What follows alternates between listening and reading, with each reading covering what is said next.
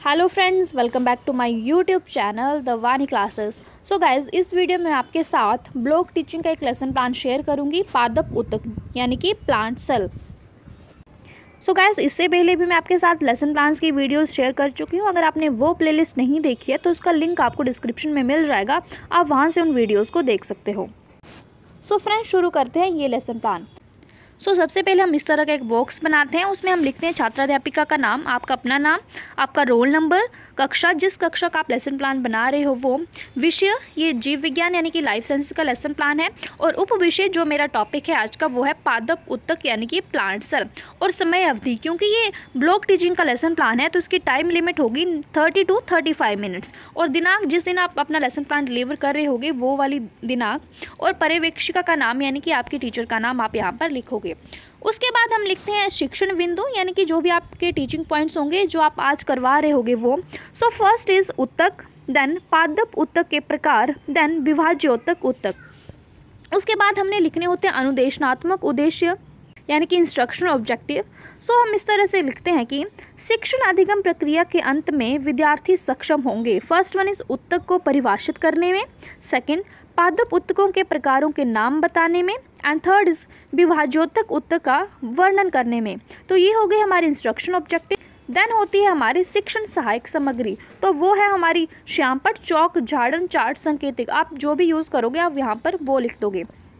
उसके बाद हम पूर्व ज्ञान परीक्षण करते हैं, यानी कि प्रीवियस नॉलेज टेस्ट करते हैं बच्चों का कि उनको इस टॉपिक से रिलेटेड पहले क्या क्या आता है। तो टीचर क्वेश्चन पुट करेगी। फर्स्ट वन इज कोशिका क्या है, देन कोशिका का कार्य क्या है, and then third one is उत्तक किसे कहते हैं। तो हमने पहले बच्चों को कोशिका पढ़ा दिए तो बच्चे उसका आंसर दे सकते हैं कि कोशिका किसे कहते हैं। फिर उसके बाद टीचर जो है वो अपने उप विषय की घोषणा करेंगे, यानी कि अनाउंस करेंगे अपने टॉपिक को।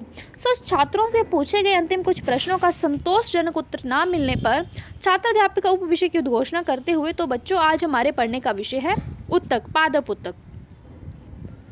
हम इस तरह से शुरू करेंगे, प्रस्तुतिकरण करते हैं, फिर हम इस तरह से 4 कॉलम्स बनाते हैं। फर्स्ट कॉलम होता है विषय वस्तु, जो हमारा टॉपिक होता है वो, देन छात्राध्यापिका कार्यकलाप, जो टीचर एक्टिविटी होती है वो, देन छात्र कार्यकलाप, स्टूडेंट्स एक्टिविटी आएगी इसमें, देन फोर्थ जो कॉलम होता है उसमें लिखते हैं श्यामपट्ट लेखन, जो भी हमने ब्लैक बोर्ड पर राइटिंग की होती है वो।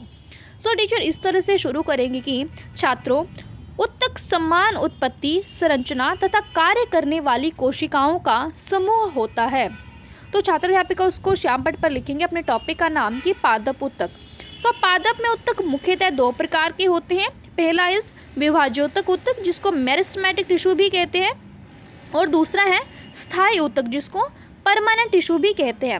अब टीचर क्वेश्चन पुट करेंगे कि मनदीप आप बताइए उत्तक क्या है। तो मनदीप आंसर नहीं दे रही है, तो टीचर दूसरे बच्चे से क्वेश्चन पुट करेंगे कि काजल आप बताओ उत्तक क्या है।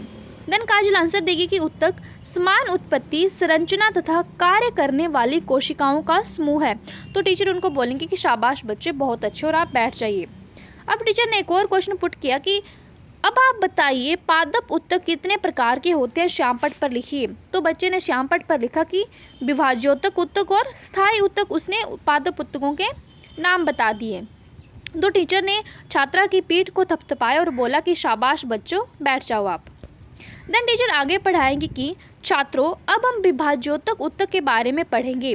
छात्राध्यापिका श्यामपट्ट पर लिखेंगे कि विभाज्योत्तक उत्तक, देन इन उत्तकों में विभाजन की क्षमता होती है तथा ये लगातार विभाजन करते रहते हैं। ये विभाजन करके नई कोशिकाएं उत्पन्न करते हैं। उसके बाद छात्राध्यापिका थोड़ी देर विराम लेंगी और फिर से करवाएंगी कि उत्पत्ति के आधार पर विभाज्योत्तक उत्तकों को 2 भागों में बांटा गया है, कि विभाज्योत्तक उत्तक जो होते हैं वो 2 प्रकार के होते हैं।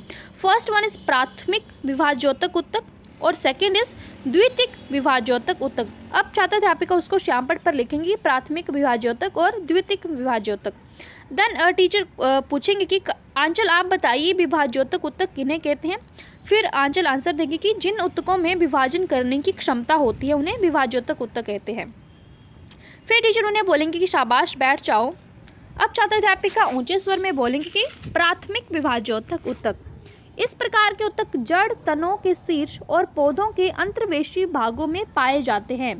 और जो द्वितीयक विभाज्योत्तक उत्तक होते हैं वो उत्तक आवश्यकता अनुसार पौधों के लिए स्थायी उत्तकों का निर्माण करते हैं।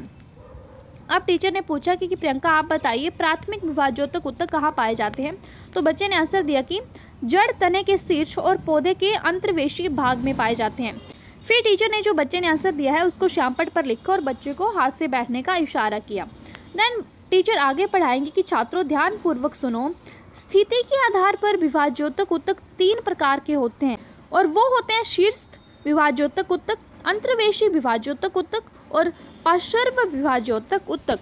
अब छात्राध्यापिका उन सभी का डायग्राम बनाएंगी। इस तरह से उन्होंने बनाया और ऊपर लिखा कि शीर्ष होते हैं ये, देन अंतर्वेशी और देन पार्श्व विभाज्योतक ऊतक। अब टीचर बबीता से पूछेंगे कि स्थिति के आधार पर विभाज्योतक ऊतक कौन कौन से हैं और वो बच्चा आंसर देगा कि शीर्ष हो गए, अंतर्वेशी हो गए, पार्श्व हो गए। देन टीचर उनको बोलते हैं कि शाबाश बच्चों, बैठ जाओ आप। देन शीर्ष विभाज्योतक ऊतक ये जड़ तथा शाखाओं के शीर्ष पर स्थित होते हैं और जो अंतर्वेशी होते हैं वो यह एक बीजपत्री तनों में पाए जाता है। इसमें सक्रियता के कारण तना लंबाई में वृद्धि करता है। उसके बाद टीचर थोड़ी सी विराम लेंगी और बताएंगी कि पार्श्व विभाज्योतक ऊतक क्या होते हैं। ये ऊतक द्विबीजपत्री तनों तथा जड़ों के पार्श्व भागों में पाए जाते हैं। ये जड़ तथा तने की वृद्धि करने में सहायता करते हैं।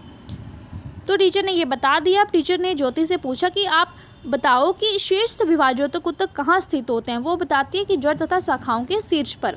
अब टीचर ने उन्हें बोल दिया कि शाबाश, बहुत अच्छे। फिर से टीचर ने एक और क्वेश्चन पूछा कि आप बताओ कि पार्श्व विभाज्योतक ऊतक क्या कार्य करते हैं। तो बच्चे ने बोला कि जड़ तथा तने की चौड़ाई में वृद्धि करते हैं। तो टीचर ने उन्हें बोल दिया कि शाबाश बच्चे, बहुत अच्छे और आप बैठ जाओ। अब यहाँ पर लेसन कंप्लीट हो गया। फिर टीचर जो उन्होंने पढ़ाया उसकी पुनरावृत्ति यानी कि रिकैप्चुलेशन करेंगी इस तरह से।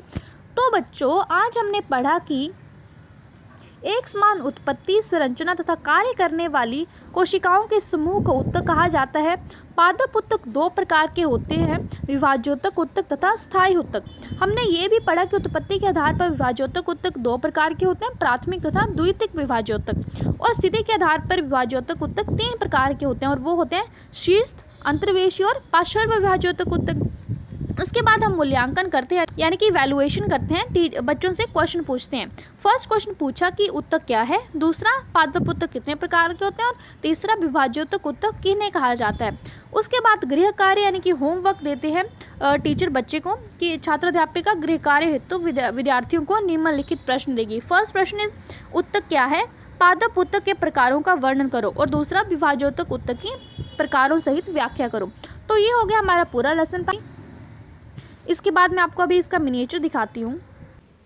सो फ्रेंड्स, ये है पादप ऊतक का मिनिएचर। आप इस तरह से मिनिएचर बना सकते हो। सो फ्रेंड्स, इस वीडियो में बस इतना ही। अगर आपने अभी तक भी चैनल को सब्सक्राइब नहीं किया है तो प्लीज़ अभी चैनल को सब्सक्राइब कर दो, नोटिफिकेशन बेल को प्रेस कर दो ताकि आगे मैं जो भी वीडियो अपलोड करूँ उनकी नोटिफिकेशन आपको सबसे पहले मिले। So that's all for now. Thank you so much for watching. Please do like, share, subscribe. Bye bye, take care.